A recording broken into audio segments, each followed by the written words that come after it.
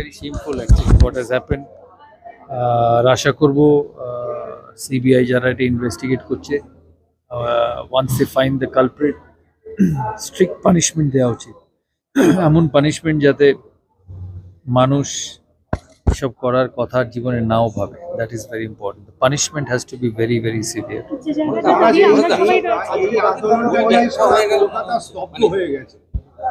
হ্যাঁ, সারা কলকাতা স্তব্ধ হয়ে গেছে আন্দোলনটা নিয়ে।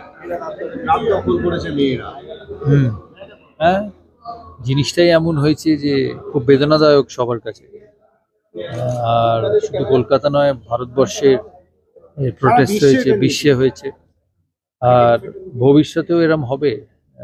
যে যে জায়গায়, ইন্ডিয়া হোক, ইন্ডিয়ার বাইরে হোক, মানুষের সাথে খারাপ ব্যবহার করবে, এরম ভাবেই মানুষ তার রিপারকেশন দেবে।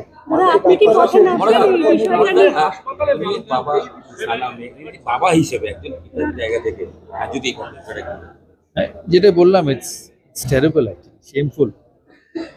আর যেটা বললাম যে ভবিষ্যতে সারা বিশ্বে যখন এরম ঘটনা ঘটবে, বিশ্বের মানুষ এরম করেই তার রিটালিয়েট করবে। নিশ্চয়ই, অ্যাবসলিউটলি। দেখা যাক।